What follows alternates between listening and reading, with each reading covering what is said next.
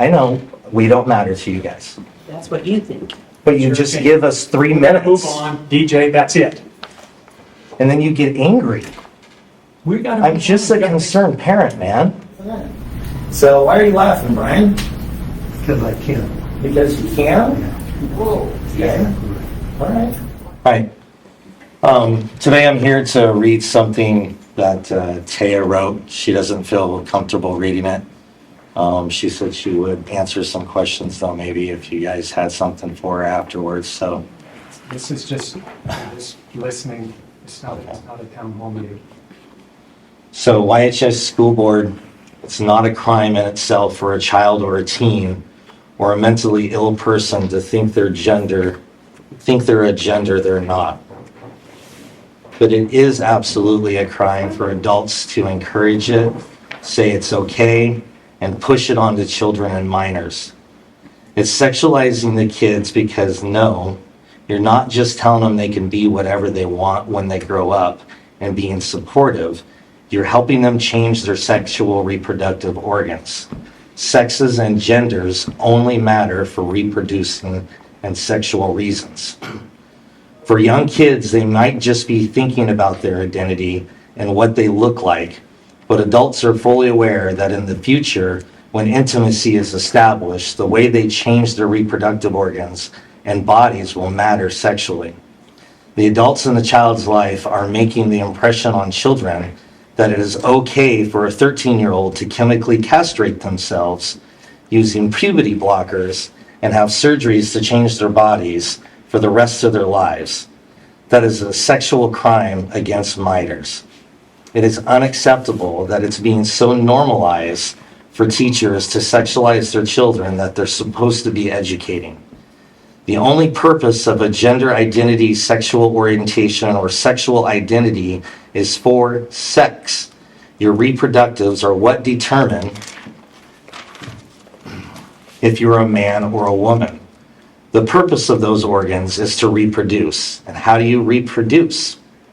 So explain why and how it is possible, how it's possibly okay for a teacher, a full-grown adult, to make a class full of children state their gender and sexual identity.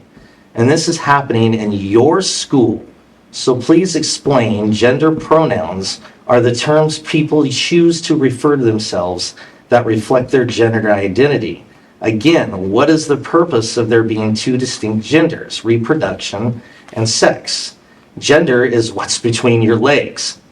And are you really going to say it's okay for a teacher to make a class full of minors openly state what's between their legs and sexualize all the children in the classroom? Children that are attending school to learn, being embarrassed and humiliated by their own teacher sexually is absolutely not okay. And I've been told by admin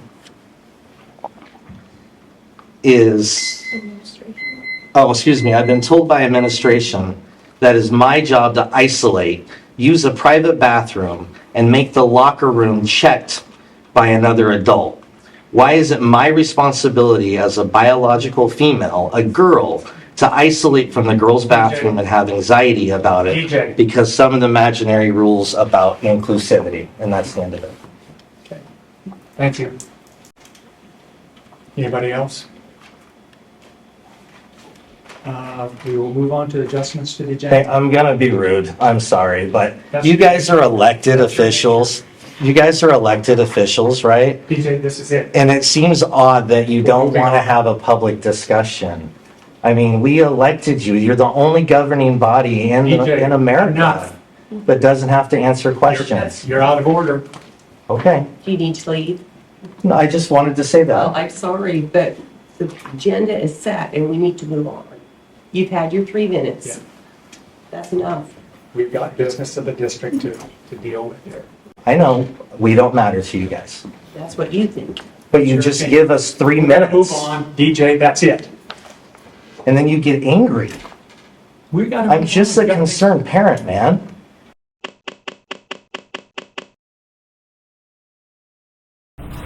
DJ, Hi, guys. 3 minutes. Dan, on topic and nothing personal. Yeah, no, I'll try. And if I'm addressing the board as a whole, does that make it personal or no? Names, Okay, I mean- names make it personal, Names or make it positions that personal. are I identifiable. mean, I really want to get to the volleyball game. I'm not here to create a lot of chaos. It's got a couple questions and then maybe introduce the board. We're here to listen, that's it. So I just kind of want to ask a yes or no question. Brian, I don't know if I'm able to ask you this, so, but That would be no. okay. So, do you feel it's okay to sexually identify students in school? Jill, Ms. Grimes. It's Kathy. Kathy, I'm sorry. I apologize. That's not my. Thank you. Sorry.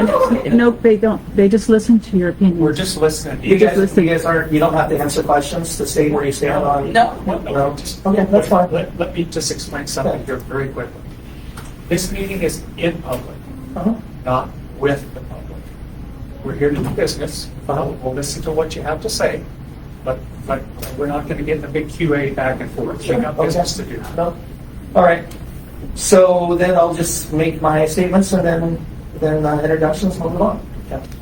So I guess, why is it appropriate for teachers and staff to encourage children to explore their sexuality through gender-affirming education? Where's your red line as a board? You have agreed to isolate children, mask children, encourage vaccines, and now encouraging children to sexually objectify themselves to their teachers and peers. So I know that the board itself is not personally choosing to, do these things, and that the information is being handed down through ODE. But I mean, we have an ethical responsibility, I think, as educators, admin, school board, teachers, to not only understand what it is that we're teaching our youth, but to teach them both the positive and negative aspects of it. And it only talks about gender affirming, and that means encouraging, and that doesn't explain all of the puberty blockers or possible surgeries or mental health issues that happen in the future. So I'm just kind of curious where we stand there. Or I guess you guys can't answer, but that's fine. And then I'd like to introduce Betty and Marge. Betty and Marge are from Save Our Schools. It is a program that is kind of coming out of the Republican headquarters. Dick Hurd is at the head of it. Their task is to go around and identify those school board members that don't have the moral fortitude to be ethical for our children, and hopefully find a way to replace them. So I know, right? It's pretty crazy, isn't it? So why are you laughing, Brian? Because I can. Because you can? Whoa. Okay. All right. And your 3 minutes are up, Okay. right? Thanks, guys. See you all later. See you soon.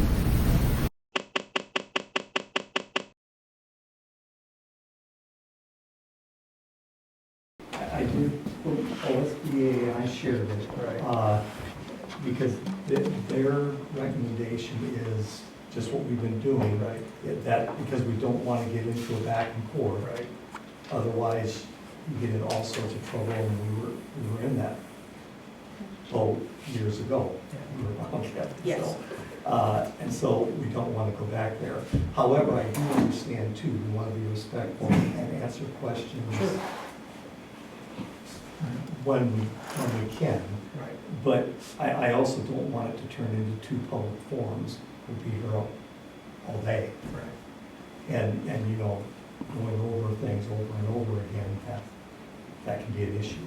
But you're the elected officials, so you guys get to tell me how you want that to go. But you do have to follow what the state says. Yes. Yeah, I mean, it's not just us. There's it's lawyers telling us Yes. what to do. Right. So, Any comments or questions from anybody? Well, I'm the one who brought it Right. up because I feel like we should have something in place, not where we're getting into a back and forth, that is their concern from a parent. There should be some response from us. We hear you, this is why we're doing it. And if we're doing everything right, then I don't think that should be an issue, that we would share that with parents. That's why I brought it up, because that's how I you know, as a parent, that's what I would Yeah, expect. yeah, I understand that, but like they've advised us too, I mean, then you have to be careful not to turn it into a town hall every board meeting. Well, that there's no back and forth. At the next meeting, it's addressed. We Oh, heard what you said um, last meeting, this is, you know, this is our response to that. Yeah. So, you know, we're listening and we're giving feedback, so we're not just listening and having parents feel like they're not being heard. And Yeah, fair enough. It was brought up at our YEP meeting as well. I'm sorry. This topic was brought up at the YEP meeting. And I know in the past, boy, this was way back, I think we had a process where we had, you know, things could, though Lori wasn't even here, I don't think, but we could have emails sent to, like Lori, with questions, and then the board would read the question, And answer it, address them. but then you got away from the back and forth where the, you know, the craziness that can happen. Yeah. Can I ask, is this open for the public too? No. No. It's not, okay. Something that I've been observing just in kind of reading about school board things is many school districts in Oregon do listening sessions. So once a quarter, you know, once every 2 months, what have you, the board will hold a listening session, 90 minutes, 2 hours, what have you, where the public can come, and it is more of that town hall style.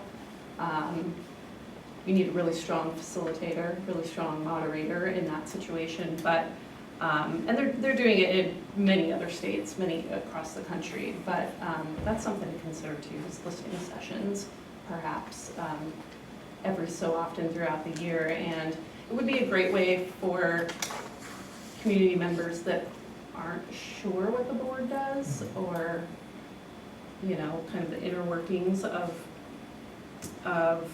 the chain of command, so on and so forth. It could be a good opportunity to learn more about what school boards do, kind of increase that transparency piece. So that's just an idea. I've been here 12 years and we've tried a lot of things over the years. I'm open to that. The thing is, you always have to be mindful. You can't be talking of anybody or anything. You have to be very careful when it comes to that. Right, right. So it would. On advice of attorneys, so. And I Other do- school districts are doing it, and they're doing it, it seems like fairly successfully, so I guess, you know, we could find out more information Yeah, about that how would, folks are doing it. That might be interesting to see what other districts might be doing. You know, whether it's something within county, within the state. Was that within county or state, or that you? I was just noticing it was school districts that are Districts in doing it, general. yeah, throughout the state. Okay. Brian, I would be happy, I have quite a few connections like all over the state, Oh, okay. so I would be more than happy to do some research. Sure.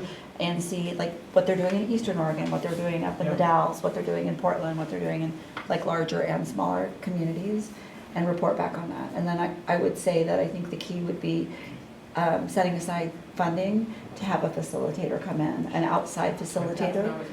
Yeah, come in. Yeah. That's not a school district employee, not a community member, but someone that's actually coming in. And I have a couple of people that, in mind, that are incredible facilitators. So if that's the route you guys decide to Yeah, go. it sounds, I'm open to that. It sounds interesting. Okay, so then, because I gotta get this straight. So Erin, you're gonna do some looking, some Yeah. investigating on that, and you'll send the information? Yes, Okay, so we'll do that, report back, and then next meeting, you guys will make a decision. Sound fair? Yeah, fair enough. Sure. Okay,